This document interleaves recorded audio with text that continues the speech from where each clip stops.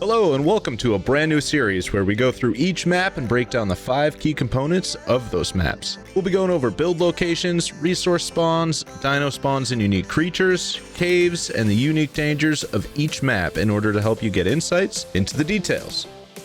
I'll finish each episode with a pros and cons list full of our opinions on that map so you guys have something to talk about in the comments. If you want to grow your skills and all sorts of other Ark related stuff, subscribe now so you don't miss anything. Have you ever felt like Ark was missing something? Perhaps you've thought, I could totally make a game like Ark, but words and code. Well, I have a secret to share with you, gamer. The sponsor of today's video can make that happen without words and code. Core is a brand new online platform that will allow you to play and create PC games for the low price of $0. Core is powered by the Unreal Engine that you've seen in so many popular games, and it already has loads of games and genres you know and love. All the games in Core are made by gamers like you and me, so you'll see some really interesting concepts that can seem to stretch the limits of imagination. I played Core Haven Chronicles for a while, and I have to say I was impressed with how fun it is. Core makes it easy to create and publish games while also providing thousands of high-quality sounds, art assets, and music without having to think about words and code.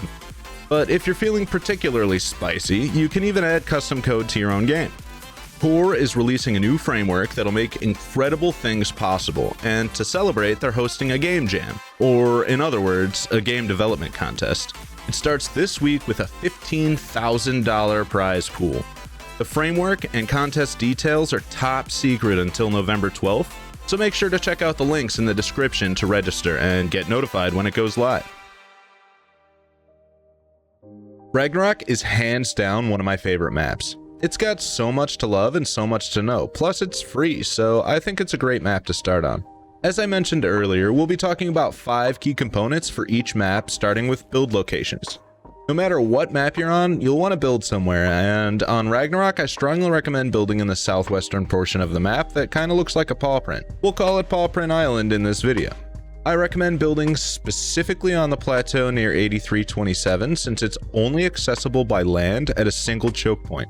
This won't help much when defending against flyers, but it makes your life as a defensive coordinator significantly easier. This location is home to easy metal and even easier silica pearls, but what I like so much about it is that you're not very far from most things you'll need immediately. The farthest you'll travel on a day-to-day basis is to the beaver dams for cementing paste, otherwise you'll only be venturing out farther than that to go beat some caves or raid bases or something. This is, in my opinion, one of the best spots to build on Ragnarok, although you do have a few other options. Building in the snow isn't that bad of an idea on pretty much any Ark if you have enough fortitude to stay alive. Generally, players are going to avoid the coldest places on the map since they can be so harsh, so for mid-game players that have the ability to move around, consider the mountains, or in Ragnarok's case, murder snow. There's a cave at 3438 in the snow that has good choke points and is relatively easy to defend, although it might make you an easy target since it's not that difficult to find. Another really good location is the plateau at 4129. This location is only accessible by land at a single choke point, much like the first base location. The difference is that the temperature isn't nearly as high and you're a lot more centered on the map, meaning you can travel wherever you want with a relatively low travel time. The second key component on the list is locations for the key resources you'll need for advancement. I'm not going to be talking about metal since I mentioned a few good places for that, although I have to admit the Eastern Desert is pretty loaded with metal. Anyway, we'll be talking about crystal, obsidian, cementing paste, and silica pearls. When I'm looking for crystal, I'm looking for enough crystal to at least max out the weight on my Anki. And for that, I go to this wyvern den at 69.9, 43.8. I'll admit it's a bit tough to get to since you could potentially have to deal with more than one wyvern at a time, but look at all this. Well worth the trip if you ask me.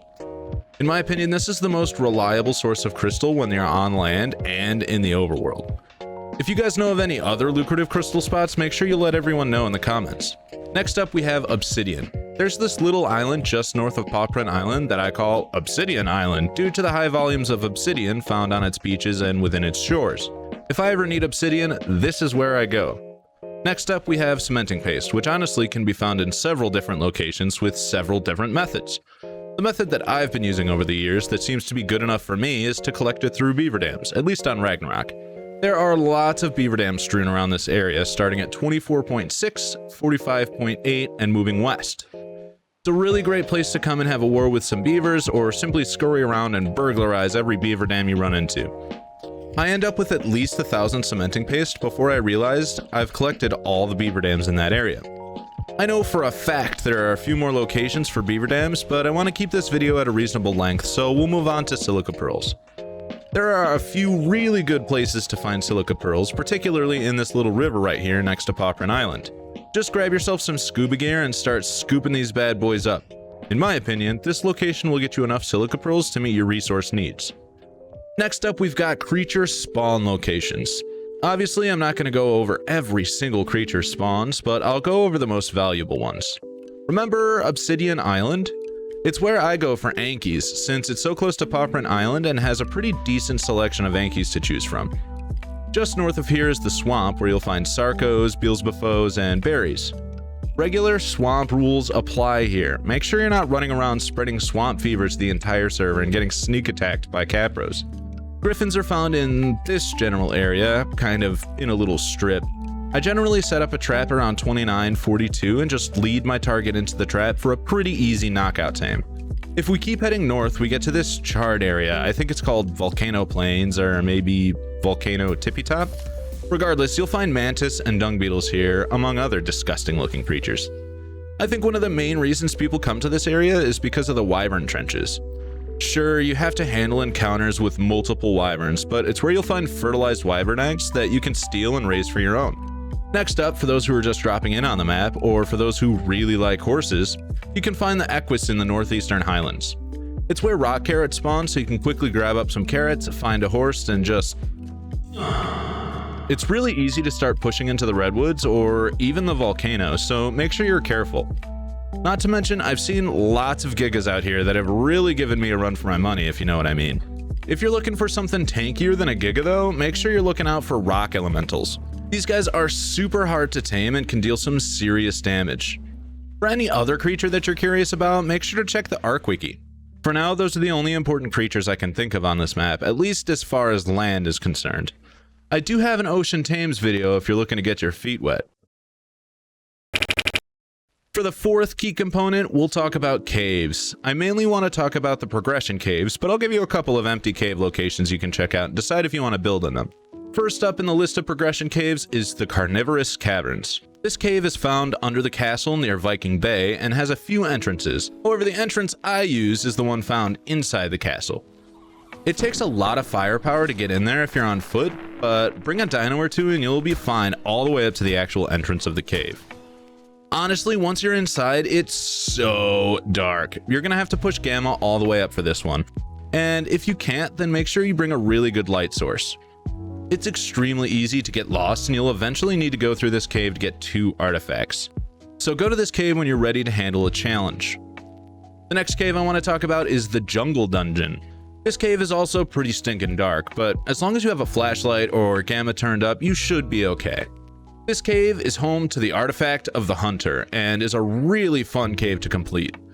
Before you start throwing hands with the lava elemental mini-boss, you'll have to navigate some pretty tricky terrain and clear out paths blocked by resources. Grappling hooks are a must. The next progression cave on the list is the Frozen Dungeon. This place is hellish in a really cold sort of way. If the cold doesn't kill you, the death worms probably will. Make sure you're ready to fight when you start exploring here, because the mini-boss isn't any easier. It too is a deathworm, just a bigger, badder version of the deathworms you've been fighting. I'll admit this is also a really fun cave to clear, but it can be extremely challenging. This progression cave on the list is a real mind bender. This cave is one of the most complex puzzles I've ever tried to solve, rivaling Zelda dungeons in difficulty, but also being overall pretty clunky and somewhat hard to deal with, if I'm honest with you. I'm going to show you guys how to clear this labyrinth eventually, but for now just know that it's here and that you'll need to clear it out for artifacts. I did make mention of a few buildable caves you might be interested in, so there's one near the Grand Canyon at 4532.4, and another in the northwest, somewhat close to Viking Bay at 26.3, 26.9. They both have pretty defendable choke points, just be careful because anyone can look these caves up on the Ark Wiki and raid you quickly. The fifth and last component of maps we'll be talking about today are the unique dangers. In other words, what does a player have to look out for on this map that could be different from other maps? Well, honestly, extreme cold is something I haven't really gotten to experience that much on other maps, at least not like Ragnarok. When I went to the top of the mountains in the murder snow, my inventory said it was negative 81 degrees Fahrenheit, which is negative 62 degrees Celsius for all you normal people out there. I mean, it's just really hard to find somewhere as cold as that. Besides the extreme cold, there's some pretty ridiculous heat on Ragnarok as well. I'll be honest, it's not as bad as the heat on Scorched Earth, but it's still enough to make you pay close attention to your character's stats as you move. Deathworms, wyverns, and rock elementals might come as a deadly surprise to you if you're new to Ragnarok or Scorched Earth. Griffins are also pretty amazing creatures that can be difficult to deal with if they're being controlled by an enemy player, so it might be a good idea to get your hands on one to understand how they work. Other than those things, the map is relatively tame compared to some of the other maps. Ragnarok is my favorite for a reason, and I believe it's because it's got a really good balance of difficulty and reward. Let me know what you think about it in the comments. As promised, here's a pros and cons list for you chock full of our opinions. Don't forget to check the description for links to core, and make sure you subscribe if you haven't already.